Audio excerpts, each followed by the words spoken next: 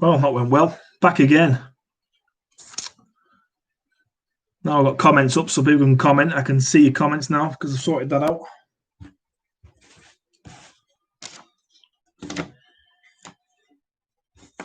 Yeah, it's all trial and error, this new stuff. I've got some new computer equipment you see for editing and everything else, and it's just all a bit strange at the moment. So, quick update for you. I'm back out tomorrow on the river. Just I thought I'd give you a quick update. Well, I've been about for a while. I've been busy with work and a few other things, and this starting to do that. I sold my van. I'm getting a bigger one very shortly. So as soon as that comes, I can start going away. But I bought a load of new stuff like for the editing side and stuff like that, and doing this type of thing really.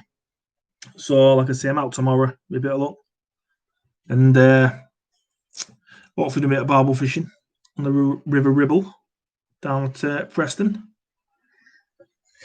I won't be doing the night. I'll just be doing the day. I think I'll be there quite early, and then I'll come home just as it's turned dark. And hopefully we'll have a few fish. I'll be blogging tomorrow. Like I say, this is just a bit of an update, trial and error. I'm not so good with these things at all, but I might try and make like a live show once every month or something like that, and see how things go. I hope you're all well, keeping safe and out of the way. It's Kung Flu. So, yeah, that's pretty much it, to be fair with you. I've just got a few things here I want to show you. You have seen in some of my old blogs, I've been saying I've been using new lines, and I've been using them for quite a while. You've all probably seen it before, but I've been using this one from Corda, the new Corda touchdown carp line, if you can see it. I've been using the old Corda line. I think it's pretty decent, that, to be fair. It's like a one-stop shop. Once it's on your reels, you don't have to keep, putting a brown on a green one. It seems to blend in quite well with the water. And what have you. And got some braid, quite good braid. I don't know if anyone uses this stuff. I've been using this for a while. It seems pretty decent stuff. It's 35-pound breaker strain. I never use a leader for that, to be quite honest with you. I only ever put it straight on the reel and use it as it is. I'll take some breaking. Fishing with Mr. W, how are you? I'm very well, thank you. Hope you're safe and well. It's been a long while since I was out last down the river, but I see I've got rid of a lot of my stuff. I'm gradually rebuilding it all up, and I say my biggest expense is what you see here. Me talking to you chaps. My new TV, my new monitor, and my new computers and stuff like that. It's all cost bloody money, cost a bloody fortune, to be fair. And new editing software, it's never ending. It's never bloody ending. So I hope everyone's all right and what have you. So if you just join, I'm going back out tomorrow for the first time in a long time down the river, doing a bit of barbel fishing. All my gear's pretty much ready. It's all packed, ready to go. I'm just waiting now till early hours of the morning, and I'll get up, get my flask, and away we go. So, I've done the odd 1 or 2 days fishing, not a lot. For what it was, just a few hours here and there. I'm not really bothered taking a blog. No, mate, no, Mr. Fishing with Mr. W. I've not been tench fishing. Like I said before, I've sold a lot of my fishing gear. I've kept all my tackle, end tackle, and bits of luggage, such as my alarms, my bed chain, that's all gone. I'm just waiting to buy all new, to be quite honest with you. I thought, well, this year's been a bit pants with COVID, so I did a bit early tench fishing early in the year, but that's probably about it. So I'll come next year. That's when I'll be back out, hopefully, for the tench fishing. Touch wood, as long as it stays as it is, it starts getting better. Don't want another lockdown for another 3 months. It just 2.5 stone later, it's a bloody pain in the arse. Plus, I've ordered a new van. Danny's angling. Evening, buddy. How are you, bud? So, yeah, I've not done much. Like I say, this is just a trial and error, to be quite honest with you. I'm not very technically technically minded. You know, there's better people out there with computers than what I am.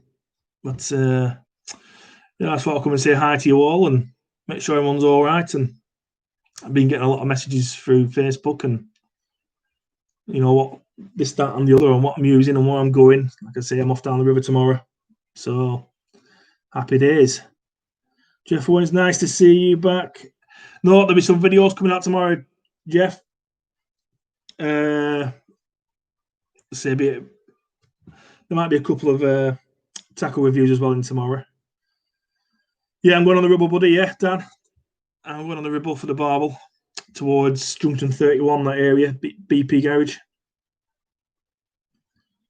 So I've done quite well. Well, I've been catching those bloody chub roach hybrid things the last few times I've been down. But whenever I've been fishing, people around me seem to be catching like the 11-pound barbel plus. By me, I've always been catching the bloody eels and the little roach. So I'll try it again tomorrow. To meet up. Yeah, I would love to meet up next year, buddy. Fishing with Mr. W, that's not a problem. Fished recently, days, Rand, yeah. Garage well handy. Yeah, it is. It is if you want a coffee or want something to eat.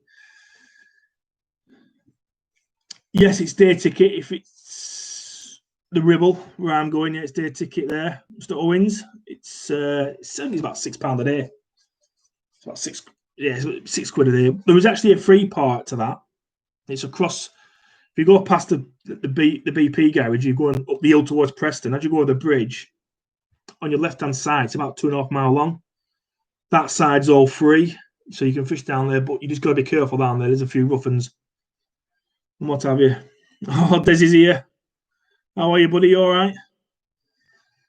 And yeah, there is some quite good fishing down that particular area of the Ribble. I mean, where I'm further north, further up the river, in a little town called Clitheroe. I don't know if you know Clitheroe, any of you. It's where Michael Bisping, the ex-world champion, tried to come from. The Ribble there, well, he's been decimated, to be quite honest with you, with otters and pretty much everything else that's in there. Yeah, it's good access. Mr. Owens, it's very good access. Obviously, the first part is behind the BP garage is a little bit tougher. But if you go under the bridge further down, it's all flat. It's quite good there to fish. Just put the baits out. You must be fishing, are you then, Des? Wow. I mean, I've done any night fishing for a while. That'll be all next year with a bit of luck. I say I'll get some new bits and bobs. Like I say, I've spent a fortune on some new camera gear and new computers and stuff. I thought it was about time that I upgraded. So yeah, pretty good. Can't wait till tomorrow. Yeah, I'll be putting bits and stuff on my Facebook page, and I'll definitely do a blog and whatnot. So yeah, it's quite looking forward to it, really. To be fair, I've got I'm going with a pellet approach tomorrow. Before anybody asks, people tend to do well on the pellet down there. Well, I was going down with ground bait and boilies and stuff, the krill boilies. In County Cavan. Oh, let's go for Tench. Yeah, it's getting that time of year now, isn't it, people? It's can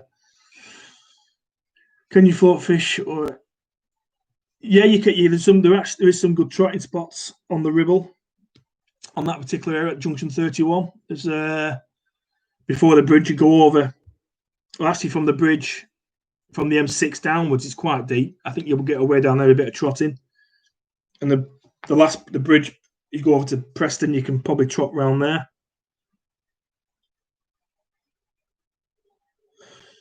There's some good days down there. There's some really good days. There's some good roach as well. No, Des, no, I've not fished Bradley's.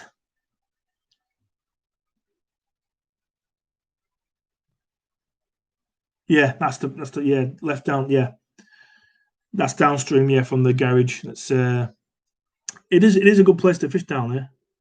It is pretty decent. It's like I say, you just got to be careful if you go on the other side. I mean, I've heard a lot of rumours down there, and it can be a bit rough. Yeah, the hotel. Yeah, you can actually go even further down than the hotel under the bridge. and there's a few pools just a bit further down. They say £6 a day, and you can use 2 rods. The farmer that owns it is pretty decent. He's not a bad guy.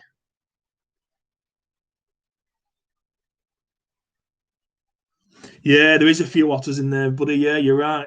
Because last time my last video that I did down there, which was on here, I was just sat there early hours and a thing comes swimming past me in margins. As soon as I saw it, and I thought, bugger it, I'm packing up. There's a minute left for that thing here.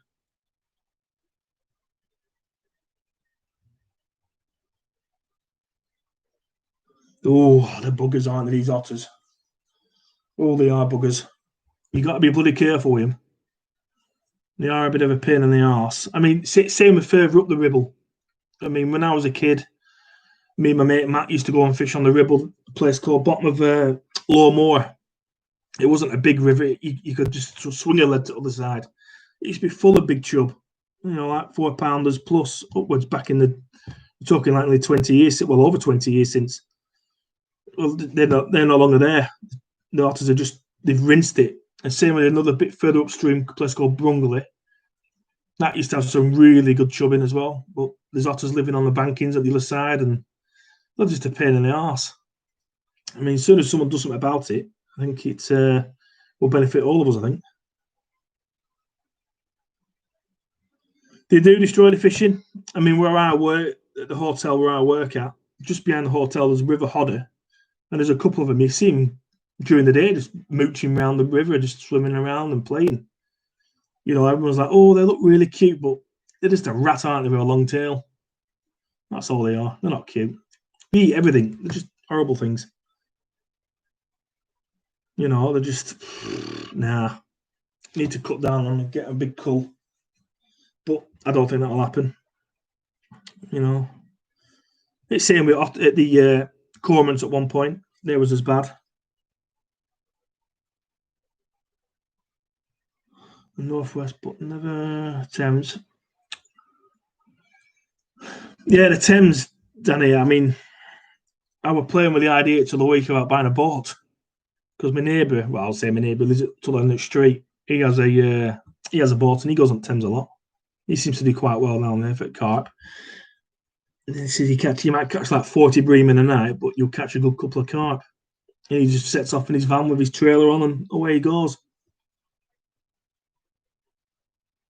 They do need culling. They do need culling stones. Yeah, get them all shot. Same with cormorants are as bloody bad. When I was a kid, they used to try and tell me that, they shouldn't come this far upland, until inland. But they go where the food is, won't they? It's easy pickings. It's a bit shocking, to be quite honest with you. So yeah, bloody hell, you can't win, can we? I mean, just think what it would be like during lockdown, when there's no one on the lakes, and the otters would have had a field day, wouldn't they? If they just gone and done everything, wouldn't they? They just like Christmas come early. I tell you. Yeah, that's very true. They don't have any predators, Mr. Owens. They're one on their own, aren't they? That's nearest thing to a predator is us, really, for them. But we're not allowed to touch them, unfortunately. But I think we will do one day. I think someone's gonna have to change. I mean, you can only take your hat off to people like Danny Fairbrass, who started spending his own money a few years since on the fencing all lakes and stuff up so people can carry on fishing. Which is, quite honestly, it's not a bad thing, is it, really? It's not a bad thing. At least somebody's doing something about it. That's the main thing.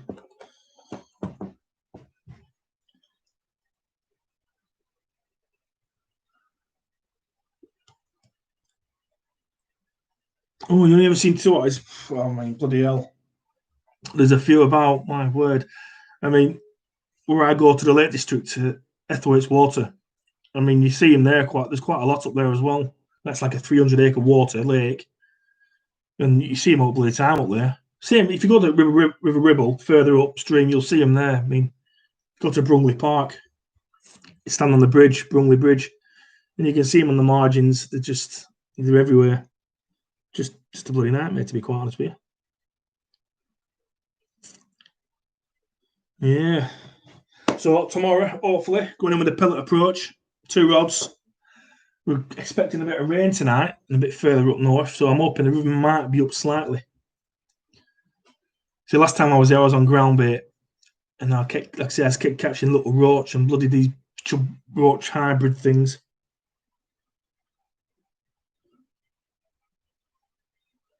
Yeah, they're destroying everything, buddy. Yeah, Mr. Orange, they're killing everything, aren't they? They're just a pain in the bum. Sooner they get rid of them, the better, to be quite honest with you.